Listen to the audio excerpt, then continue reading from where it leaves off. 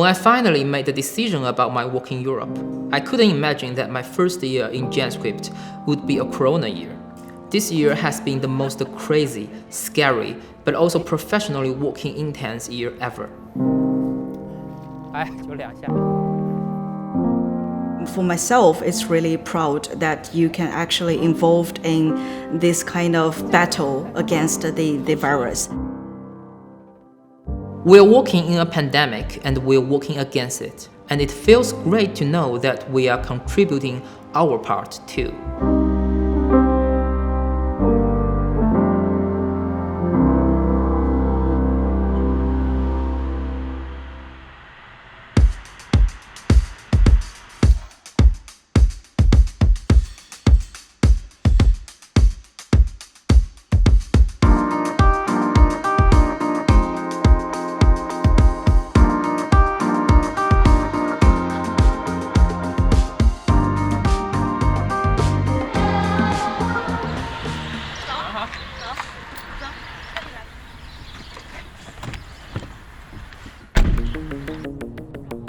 GenScript is launching a new product called CPAS, which is for SARS-CoV-19 virus detection. So CPAS is absolutely an innovative technology. Hi, good to see you. Finally see you in person. Thank you for being here, and we're really delighted to hear a little bit more about GenScript, and of course in particular about the CPAS. Yes, thank you very much for accepting this meeting, and very nice to finally see you in person. And I'm going to give you a very brief introduction about GenScript and also what CPAS can do for you. So it's a very cost-effective and also fast test to check if you really have the immunity to the SARS-CoV-2. In our lab, I mean, we can have a look later on, but in our lab, yeah, it really takes just that 1 hour. And if they start in the morning, we have all the data around lunchtime, so you can work really quickly.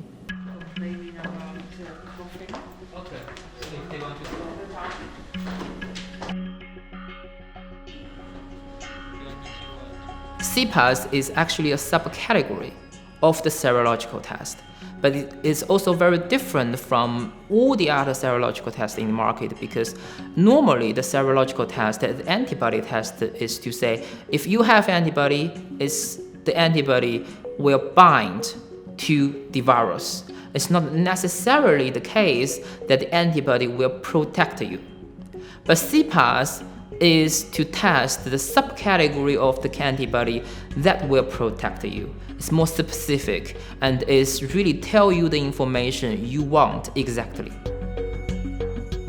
The CPAS kit doesn't actually contain any contagious virus or live virus, so it can be handled in the normal laboratory conditions. Of course, over the last 6 months, at least in the Netherlands, all the key opinion leaders that have something to say about COVID have been really busy with working, doing research, but also in answering all the questions from the public. That's why it also takes such a long time before something innovative like CPAS actually gets to be recognized as a real innovation.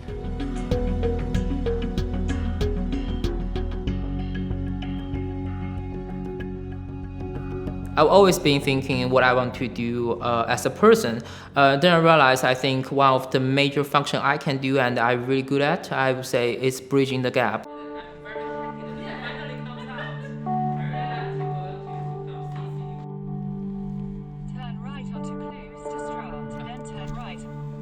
There are a lot of gaps in the communication among organizations and also even cross industries. It requires someone to really know the big picture and to talk with people with different perspectives.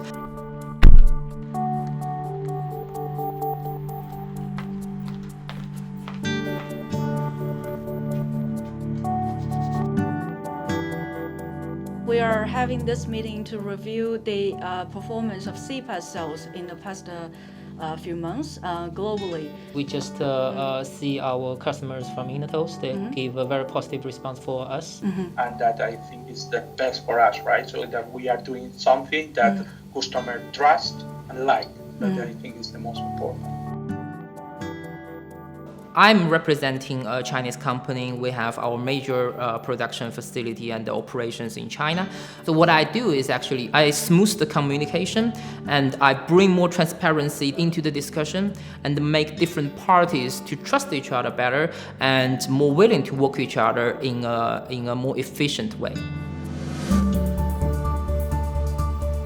We are getting better, but we are still facing some challenges. For sales performance in the past few months, actually, I think it's really hard for people, especially people, to understand a new concept. Especially this concept is also brand new to the scientific community.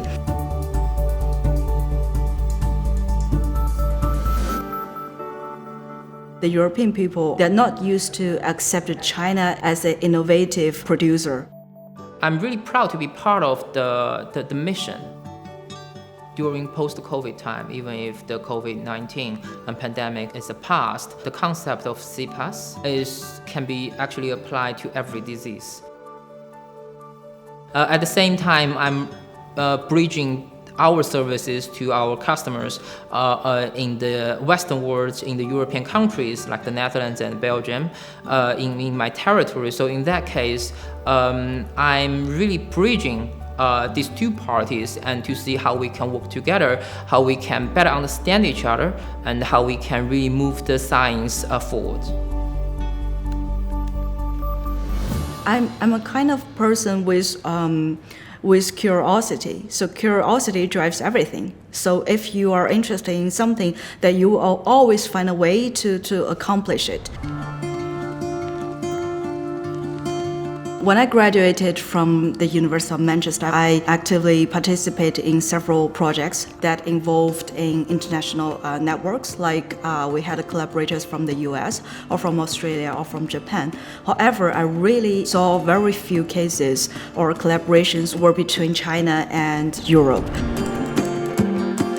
Biotechnology or life science or biopharmaceutical business is actually a growing or prospecting industry in China right now.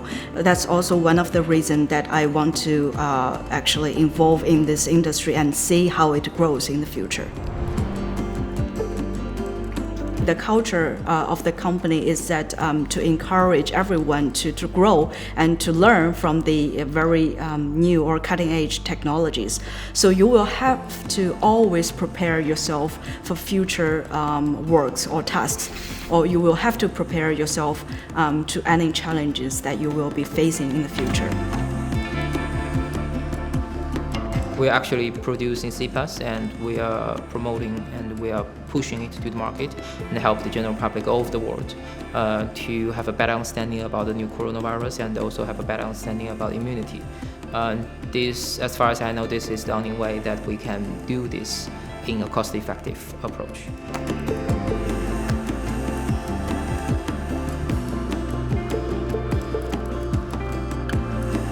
哎，在吗？下班吗？马上。好的。所以我们要走了是吗？对。好的。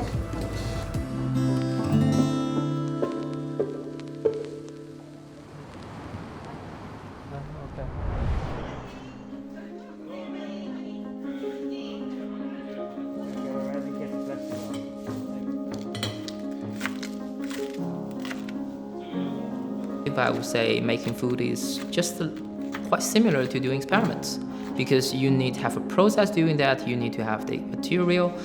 It's just like what we do as a life science research. You have the material, you want to make things happen. I really enjoy making my own food. It's also one of the ways that I can enjoy my home cuisine in the Netherlands.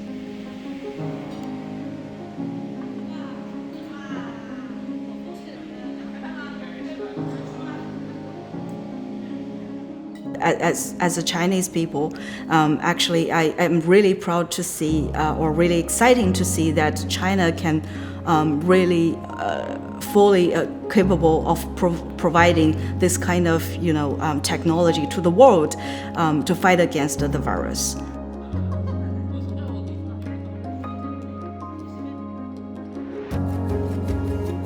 People say science transcends boundaries, but it's not automatic.